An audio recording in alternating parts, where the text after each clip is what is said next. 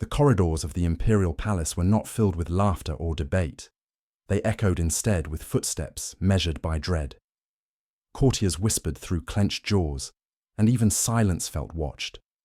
What once stood as the center of civilization, the Roman Empire's beating heart, had become a labyrinth of terror. But it hadn't started that way. When Caligula first ascended the throne in 37 CE, Rome breathed easier. After decades under Tiberius, whose paranoia had turned the empire into an island of suspicion, a young, charming heir promised relief. His real name was Gaius Julius Caesar Germanicus, son of the beloved general Germanicus and great-grandson of Augustus. The people adored him from childhood, calling him Caligula, the little soldier's boot, after the miniature uniform he wore in camp beside his father. He was the empire's golden child, educated, witty, and the symbol of a fresh beginning. When Tiberius died, Rome celebrated for 100 days. Games filled the Colosseum. Prisoners were freed. Taxes were cut. Senators smiled again.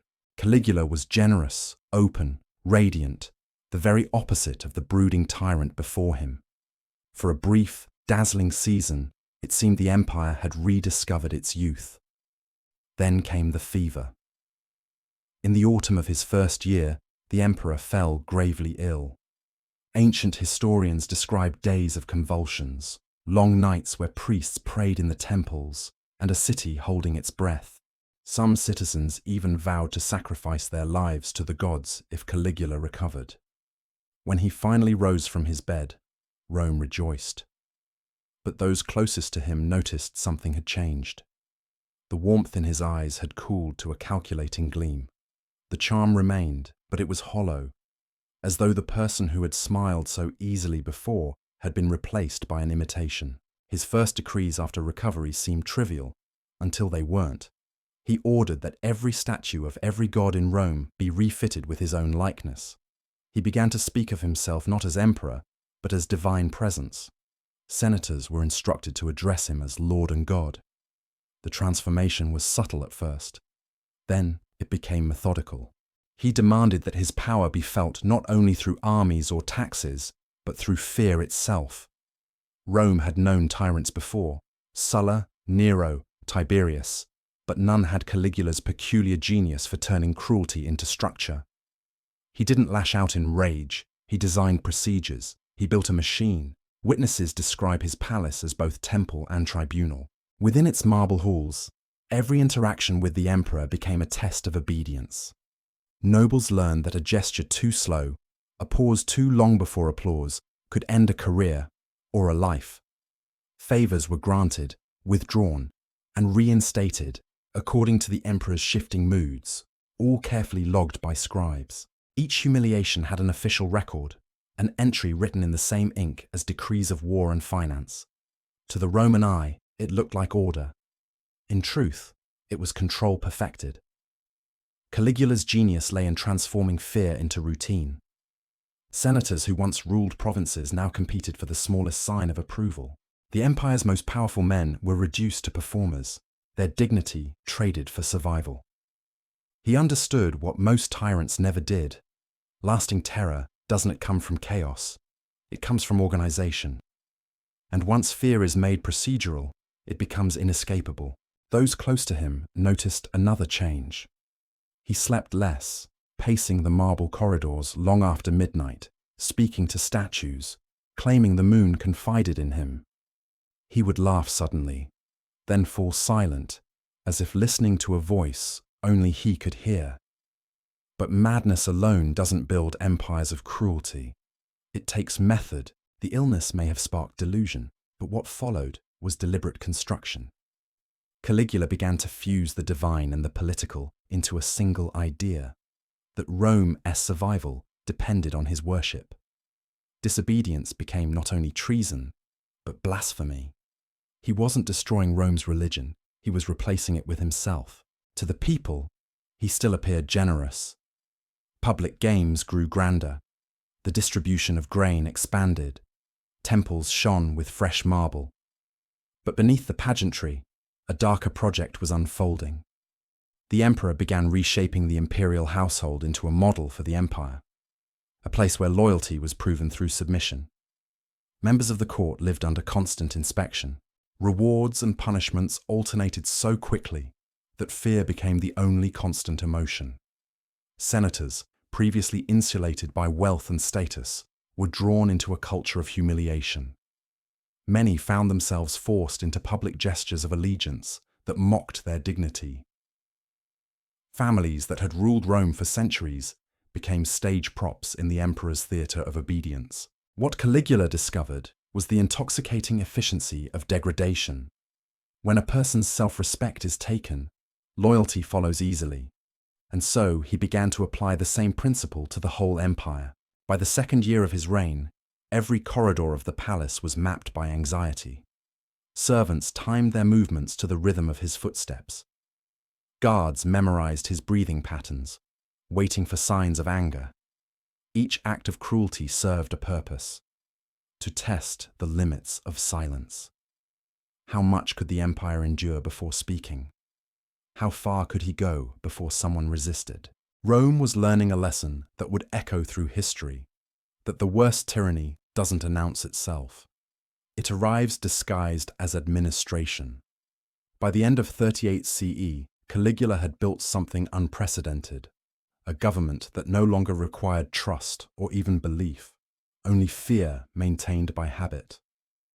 It was the beginning of what historians later called the machinery of terror, an empire ruled not by armies or laws, but by the emperor's unpredictable whims recorded as policy.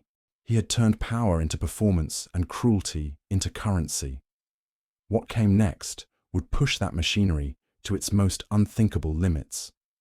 The private obsessions of the emperor were about to become public law. In the next chapter of the Royal Archives, we uncover how Caligula blurred the boundaries between family, divinity, and power, how his personal corruption became a state ritual, and how Rome's greatest dynasty became its own instrument of ruin. The machine Caligula built needed more than obedience. It required spectacle. Power, to him, was not secure unless it could be seen, and nothing was more visible than the royal family itself. In a city where lineage was law, the emperor's household set the moral temperature of Rome. What he did behind the palace walls would soon dictate what the empire learned to accept in daylight. At first, the emperor's fascination with his sisters seemed harmless, even tender. They were the last link to the father he had lost, to the golden image of Germanicus that Rome still revered. He elevated them above the court, gave them titles, and ordered coins struck with their faces beside his own, an honor once reserved for empresses or divine patrons. To the Senate, this flattery looked like a sentimental gesture. To Caligula, it was something else entirely. A rehearsal for worship. Drusilla, the eldest and closest to him, became the centerpiece of this performance. He called her my counterpart in divinity. In ceremonies, she was seated beside him, as though the empire itself had two sons. When she fell ill and died in 38 CE, the emperor's grief curdled into decree. He demanded that the city mourn with him, not for a week, not for a season, but until he decided it had suffered enough. Public festivals were halted, markets closed, laughter, music, even weddings were forbidden.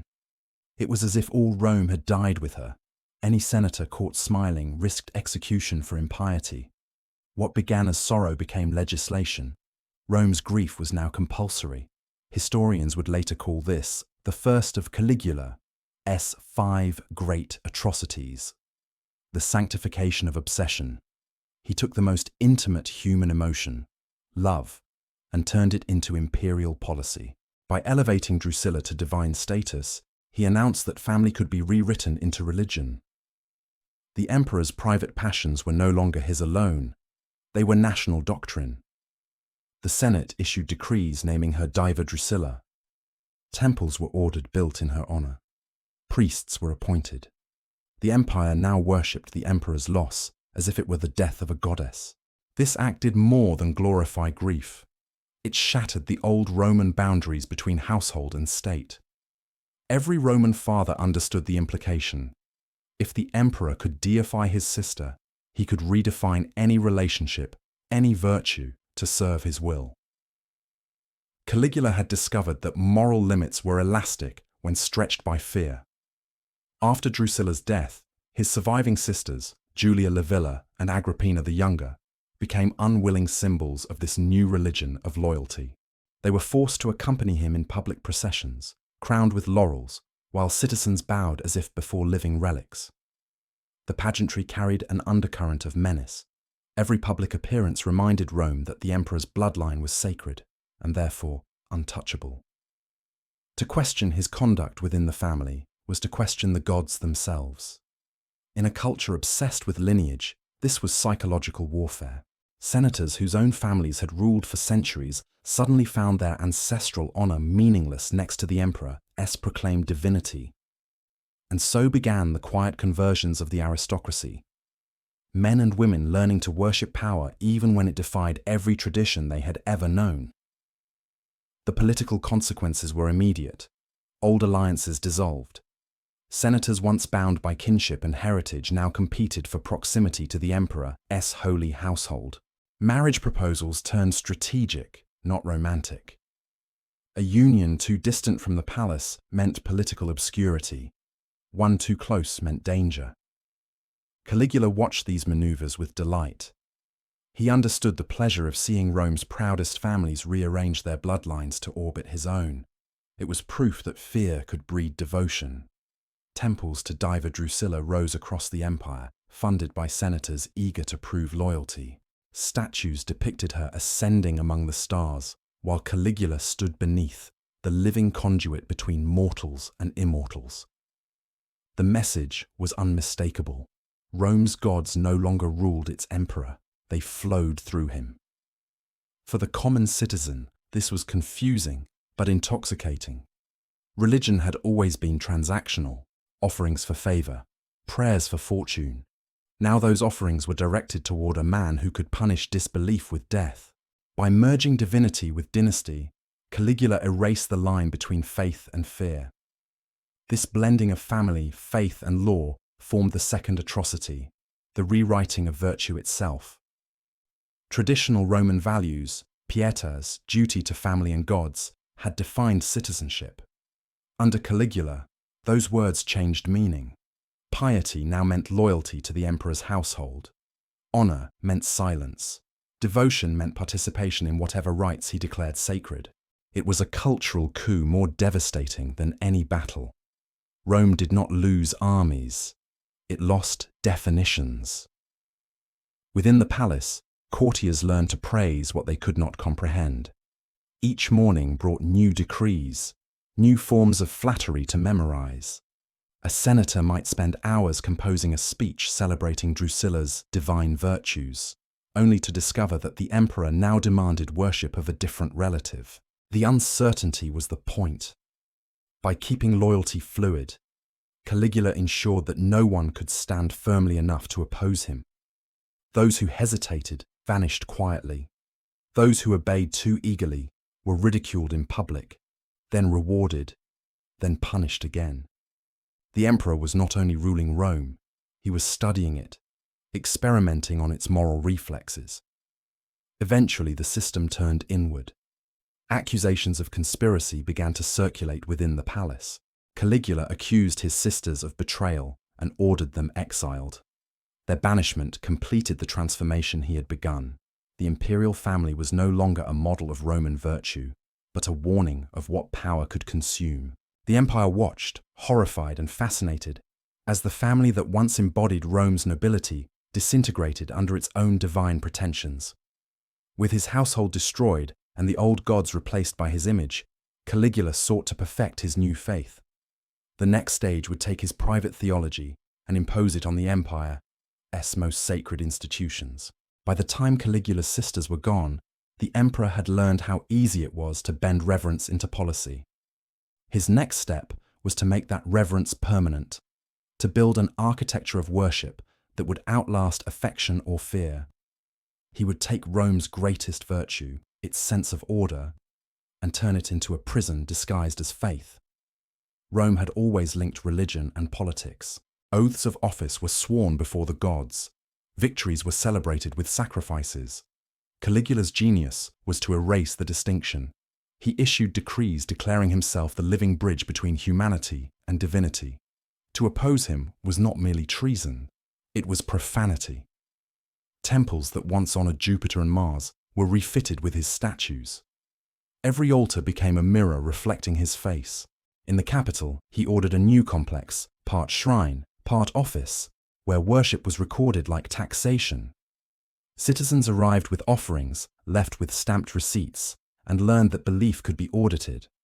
This administrative religion grew quickly. Priests were appointed by the treasury, not the clergy. They received manuals, uniforms, and schedules. Each festival was timed to the emperor's calendar. Each prayer began with his name. What had once been spontaneous devotion became an elaborate bureaucracy of reverence. Behind its marble facades, the system was precise. Scribes logged attendance, accountants tallied donations, inspectors measured enthusiasm. A mispronounced blessing could be written up as negligence. Caligula had transformed worship into work. Historians identify this stage as the third atrocity, the sanctification of servitude. By making obedience holy, Caligula eliminated the possibility of innocence. A citizen who refused to participate was branded impious. One who complied too visibly risked suspicion of flattery. There was no safe position, only constant adjustment to his moods. For Rome's elite, this was a revelation in horror. Senators who had once debated matters of state now rehearsed chants. They learned to kneel not for worship, but for survival. The temples generated revenue. Offerings were recorded as donations to the divine household, flowing directly into imperial accounts. Governors abroad competed to send gifts. Cities renamed festivals in the emperor's honor. The more extravagant the offering, the safer the province. It was devotion measured in coin, a form of taxation the emperor never needed to justify. To criticize it was to question the gods. Caligula understood the corrosive magic of ritual repetition. When people are forced to act out belief long enough, the performance begins to feel real. The empire that had once prided itself on reason slowly surrendered to ceremony. The Senate passed edicts without reading them. Generals swore oaths to divine guidance before every campaign. Scholars rewrote myths to include the emperor as celestial patron. Within a few short years, Rome's intellectual class had become its choir. Inside the palace, Caligula expanded his private rituals. Rooms were renamed after gods. Corridors were lined with incense. Meetings began with invocations and ended with applause. Every decision, military, financial, or personal, was prefaced by ceremony, as if reason required divine permission. Visitors described entering the palace as crossing into another reality. The boundaries between office and altar disappeared. An empire built on law now functioned by liturgy. Out of this fusion of religion and administration emerged the fourth atrocity, the legalization of fear. Caligula's jurists drafted edicts equating opposition with heresy. A senator's disagreement could be tried as blasphemy. Confiscations of property were rebranded as purifications. Executions were offerings of loyalty. Language itself was weaponized. Cruelty became devotion by decree. For citizens, it created an impossible moral landscape. To live peacefully, one had to participate in a system that punished hesitation and rewarded submission. The empire's moral compass didn't merely spin, it dissolved. Festivals grew stranger. The emperor appeared in divine costume, carried through the streets while crowds shouted prayers drafted by the Senate. Some applauded from faith, others from fear, most from confusion. But the effect was the same. A people who could no longer distinguish between ritual and reality. The games that followed were lavish but hollow. Performances staged not for entertainment, but to display the emperor's power, to choreograph belief itself. Rome's citizens, trained for centuries to define themselves by civic duty, began to think of themselves only as subjects.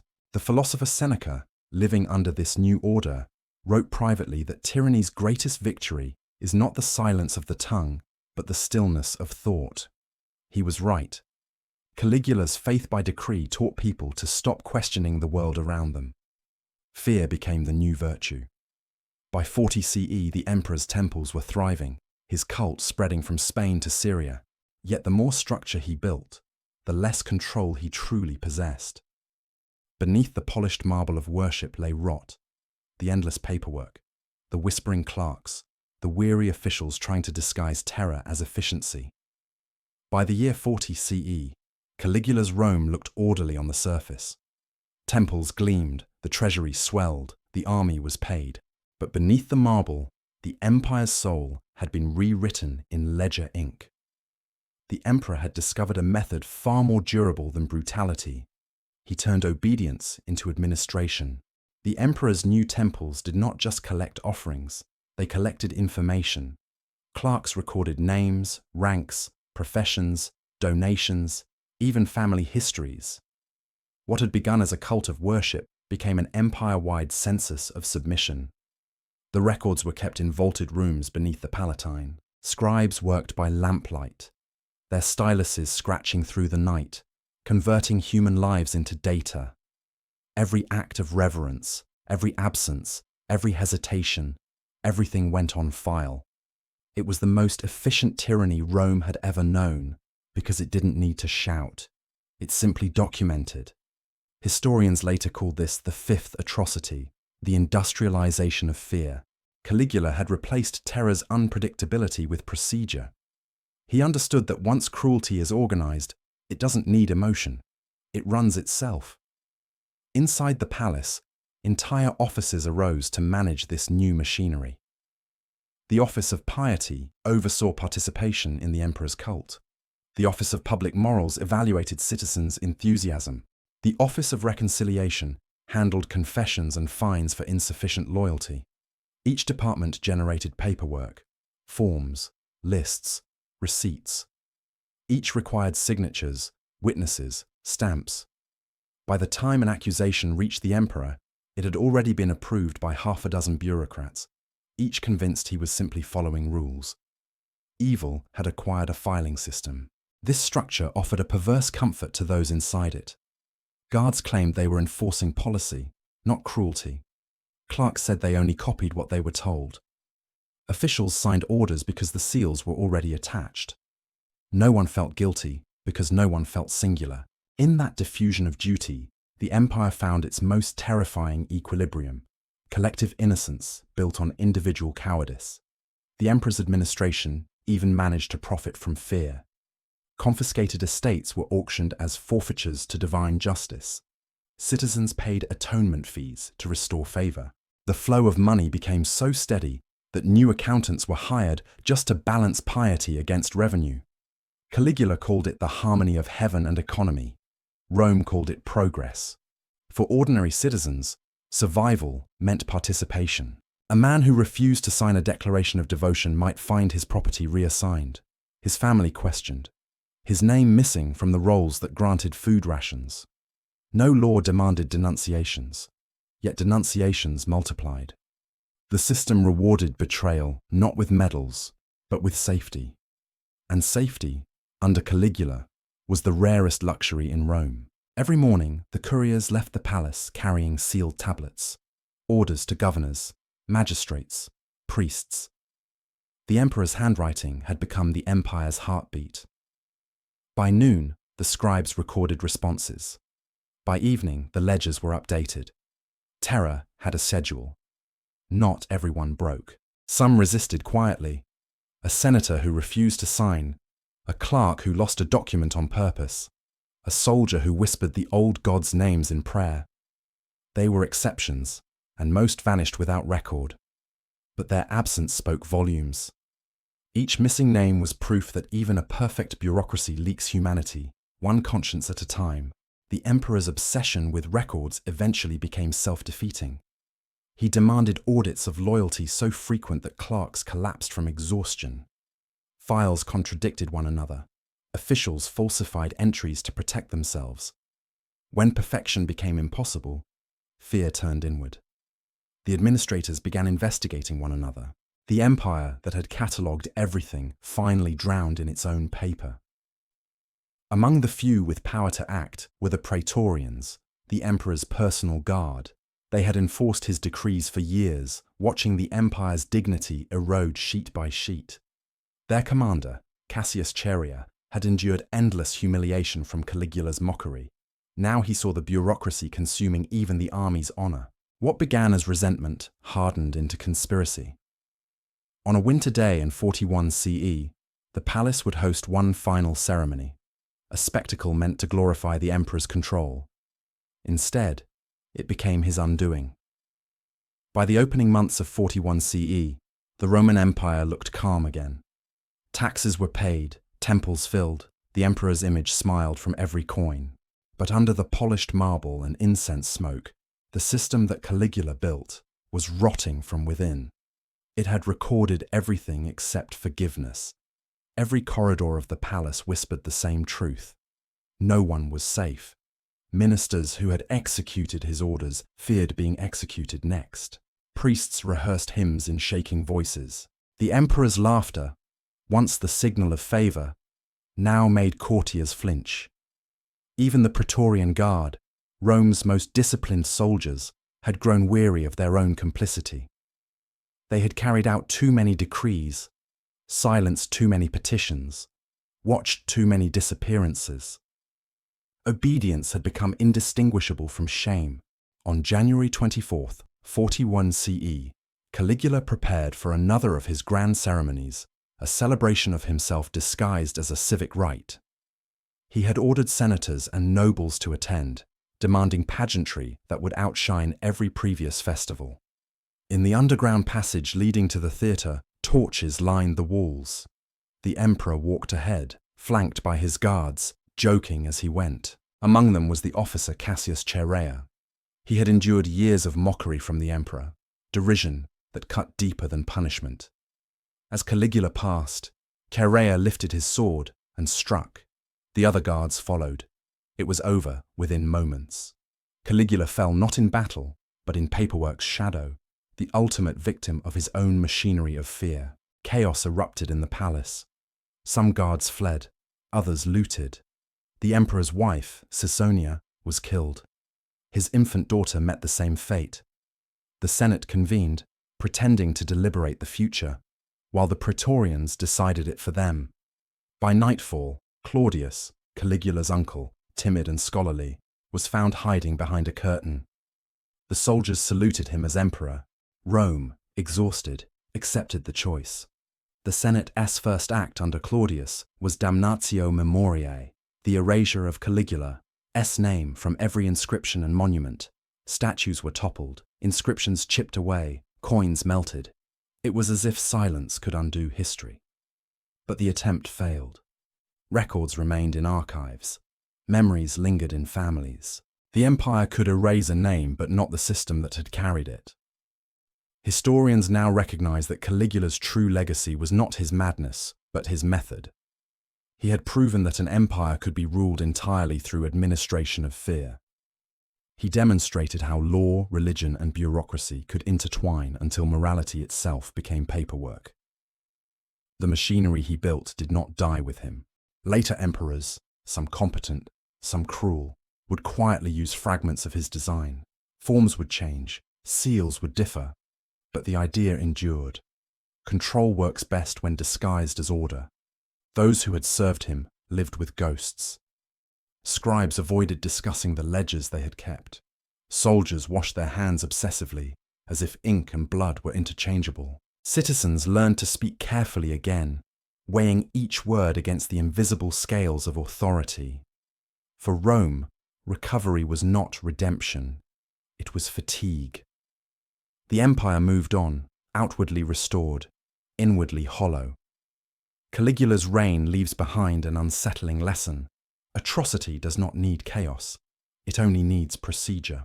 When cruelty gains an office, when obedience replaces conscience, when paperwork masks pain, civilization itself becomes complicit. The emperor who demanded worship died unshriven and unmourned. Yet his experiment outlived him. In every empire that chose efficiency over empathy, in every government that mistook silence for peace. This has been the Royal Archives, chronicling the shadows behind history's golden emblems. Caligula's story is not just Rome's tragedy. It is a mirror held up to every age that believes power can be managed without morality.